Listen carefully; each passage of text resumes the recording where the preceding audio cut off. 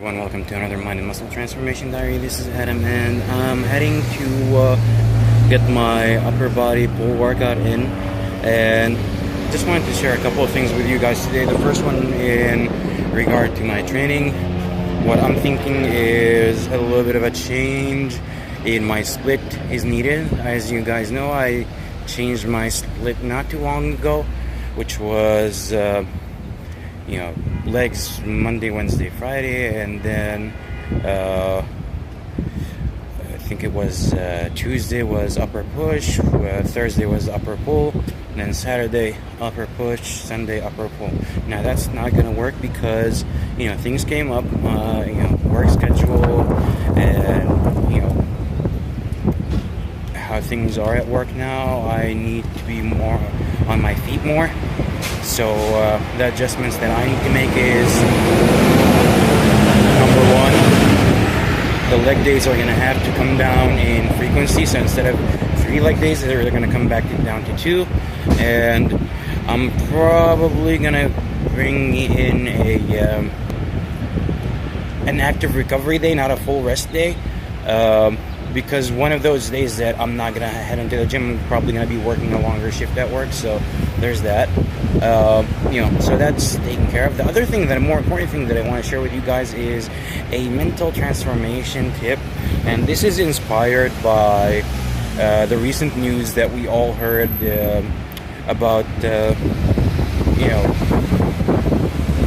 well-known people that have had their mental health issues culminate in them committing suicide, unfortunately. The first one was Spade, and then more recently, I think it was a couple of days ago, was Anthony Bourdain. Now the latter is someone that I can't say that I was a huge fan of, but I did see his show a few times, and I can see why people love him so much. From me, he gets a lot of bonus points because of how he portrayed Lebanon in general, Beirut in particular. And don't take it from me, I'm the Lebanese guy here. Take it from him, who's the objective travel expert / chef, and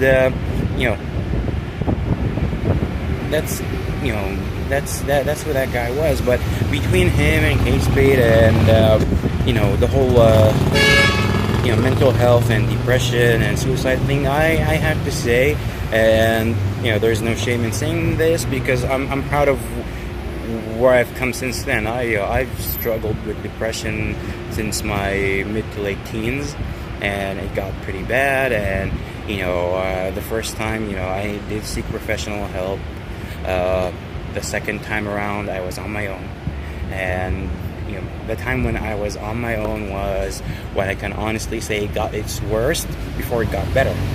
Because the first go around with depression, I just didn't feel like studying, I didn't feel like doing much, I was antisocial, just completely uncharacteristic of me. But then, with the professional help, things did get better, and it was definitely worth it. It was definitely worth it. No antidepressants though. None of the hard-hitting, antidepressants. Luckily, I had very ethical, very professional, very wise, professionals helping me at that point in my life, and I'm grateful that they didn't prescribe any. But for those of you that don't have that advantage or privilege, I really have to say that you are in charge of your health.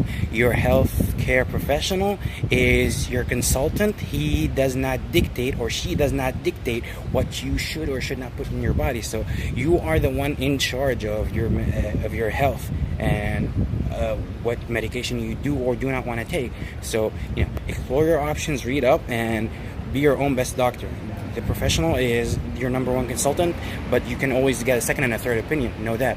So the other thing that I wanted to touch on is it got worse when I was on my own, because the first go around I didn't have suicidal thoughts. The second go around I had a lot of suicidal thoughts, and there came a point in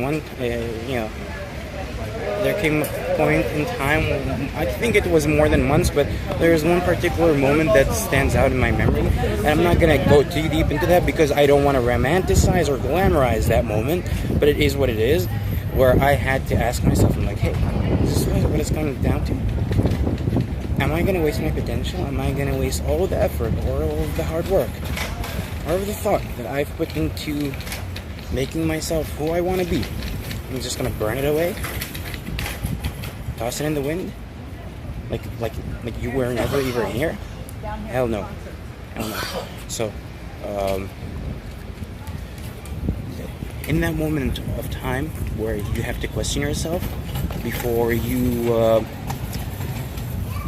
you embark on a permanent solution to a temporary problem. You remind yourself, like, every situation that you have ever been in, no matter how long it was in fact still temporary, because your life changes and another day comes by, the sun always comes up, and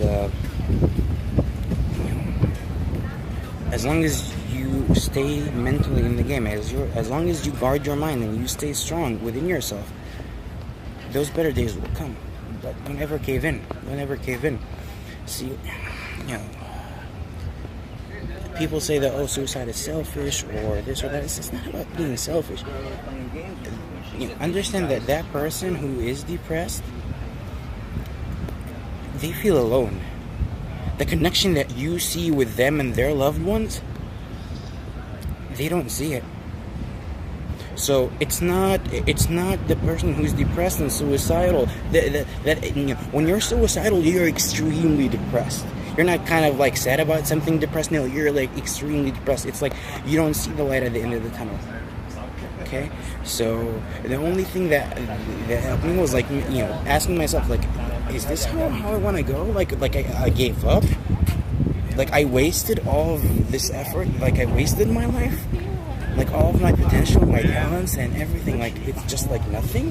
Hell no. So I say that for the people that do notice that some of their loved ones, friends, family, significant others, you know, if they're not themselves, reach out to them and like let them know that you care. Let them know that you're, you know, that you're there for them to listen or to help them figure something out. If they feel stuck somehow, let them know, man.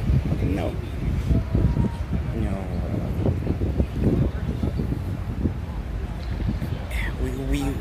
We are, like I said, we are the decision makers in our life, and we have to make a decision to be stronger than our circumstances, and we have to rule over our minds and get rid of the negative thoughts that make us want to give up.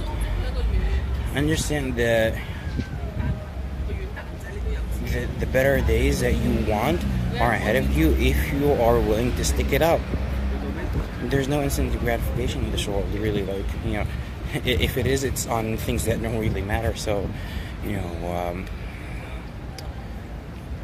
being mindful and being protective of your own state, psychological, emotional, mental, all that stuff, like your entire internal state, is your first and foremost responsibility. This is something that they really don't teach us at school, or even if they do, it's not nearly stressed as much as it should be. So take it from me, like, whoever is having those health issues, they're not being selfish.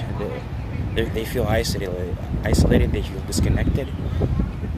If you see somebody going through that, if you notice it, reach out to them, connect with them. Don't, you know, my advice to them I've already mentioned, but to those around them I also have some advice. You know, seeking professional help is great.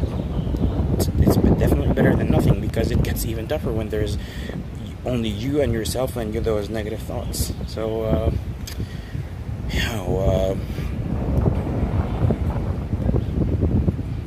stay strong.